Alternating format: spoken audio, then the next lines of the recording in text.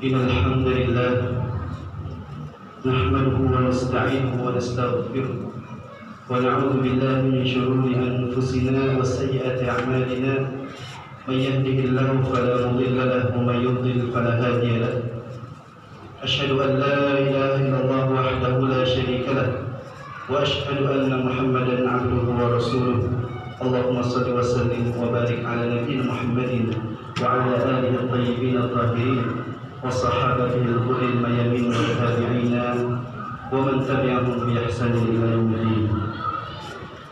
قال الله تعالى: يا أيها الذين آمنوا اتقوا الله حق تقاته ولا تموتن إلا وأنتم مسلمون.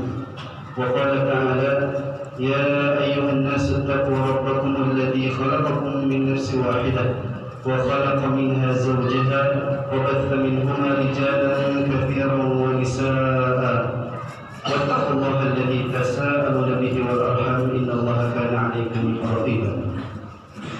وقال تعالى: يا أيها الذين آمنوا اتقوا الله وقولوا قولا سديدا يصلح لكم أعمالكم ويغفر لكم ذنوبكم ومن يطع الله ورسوله فقد فاز فوزا عظيما. أما بعد، فإن أصدق الحديث كتاب الله وخير الهدي هدي محمد صلى الله عليه وسلم وشر الأمور محدثاتها وكل محدثة في الدين بدعة وكل بدعة ضلالة وكل ضلالة في النار. Ma'asyiral muslimin, sidang salat Jumat yang dimuliakan Allah Subhanahu wa taala. Marilah kita senantiasa meningkatkan iman juga takwa kita kepada Allah Subhanahu wa taala, tentu dengan menjalankan segala bentuk perintah Allah Subhanahu wa taala dengan penuh totalitas dan juga menjauhi daripada larangan Allah Subhanahu wa taala. Dan juga mari sama-sama kita perbanyak salawat kepada baginda Nabi besar kita Muhammad sallallahu alaihi wasallam, karena beliau sallallahu alaihi wasallam pernah bersabda, "Man shalla 'alaihi salatan sallallahu alaihi biha asyara." Barang siapa bersalat satu kali kepada kata Rasul sallallahu alaihi wasallam, maka Allah Subhanahu wa taala akan balas sampai 10 kali lipat. Jamaah salat Jumat yang dimuliakan Allah Subhanahu wa taala, ada sebuah hadis yang sangat-sangat luar biasa mesti kita untuk ambil, yaitu pelajaran dan juga ibrah daripadanya. Hadis ini disampaikan oleh sahabat mulia Abu Ayyub Al-Ansari radhiyallahu anhu, bahwasanya beliau mengatakan datang salah seorang laki-laki kepada Rasul sallallahu alaihi wasallam, kemudian dia mengatakan, "Ya Rasulullah, irti wa ujiz." Oh ya Rasulullah, berikanlah nasihat kepadaku yang singkat. Wa fi riwayatin 'allimni wa ujiz. Dalam riwayat lain dia mengatakan, berikanlah pengajaran kepadaku, yaitu pengajaran yang singkat. Maka beliau sallallahu alaihi wasallam lantas memberikan wejangan kepada sahabat mulia tersebut dan juga orang-orang tersebut, termasuk ini merupakan wejangan untuk umat Nabi sallallahu alaihi wasallam. Maka beliau sallallahu alaihi wasallam berpesan, yang pertama adalah, "Idza kunta fi salatika fashalli salatan wajibah." Jika engkau hendak melaksanakan salat, maka jadikanlah salat tersebut seakan-akan merupakan salat akhir bagimu. Kemudian pesan yang kedua, wala takallam bi kalamin ta'tadilu minhu ghadan. Janganlah engkau berbicara yang mana engkau akan meminta maaf kepada orang lain di kemudian hari.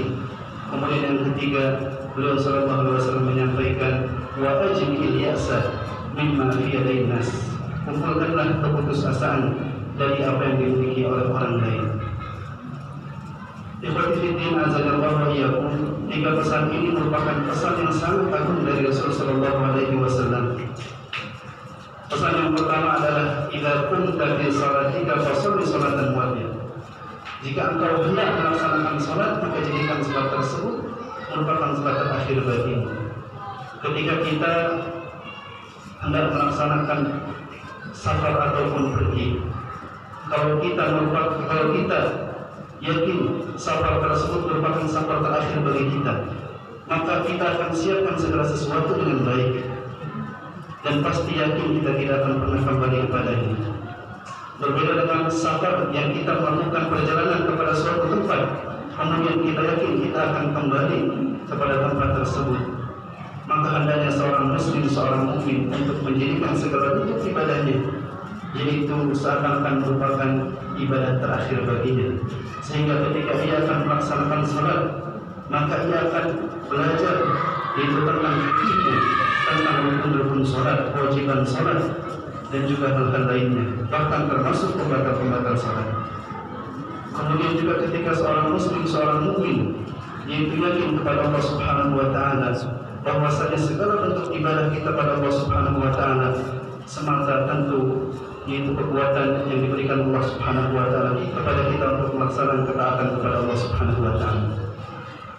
Maka mari jadikan ibadah-ibadah kita, baik itu ibadah yang mahdhah maupun ghair mahdhah, kita yakin ibadah tersebut harus kita berikan kepada Allah Subhanahu wa taala dengan penuh totalitas dan juga kualitas yang sangat baik.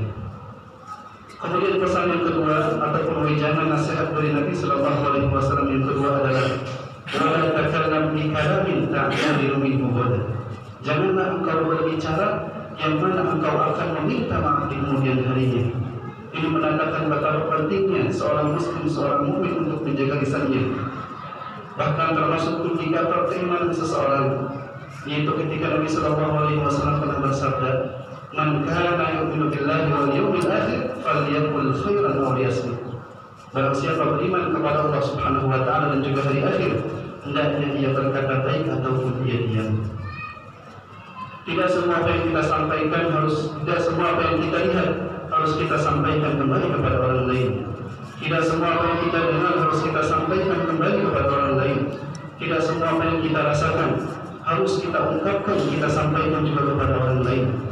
Hendaknya seorang muslim, seorang mukmin melihat ketika ia akan berbicara, ia mesti melihat apakah terdapat kebaikan di dalamnya atau justru terdapat keburukan daripadanya.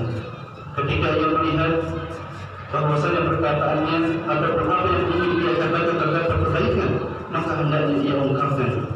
Namun sebaliknya ketika ia melihat bahwa apa yang akan ia sampaikan justru dapat menyakiti perasaan orang lain, dapat melukai daripada perasaan orang lain, hendaknya ia tidak mengatakannya, bahkan diperintahkan untuk ia diam. Ini menunjukkan kepada kita semua, siapapun kita, baik seorang santri maupun kita sebagai seorang siswa ataupun yang lainnya, hendaknya kita menjaga daripada lisan-lisan kita. Bahkan termasuk apa yang disampaikan Rasul sallallahu alaihi wasallam. Beliau sallallahu alaihi wasallam pernah bersabda, "Al-muslimu man salima al-muslimuna min lisanihi wa yadihi." Seorang muslim yang hakiki adalah muslim yang dapat menjaga saudara muslim lainnya baik daripada perkataan maupun juga perbuatannya. Ikhwatul iman azanallahu wa iyyakum.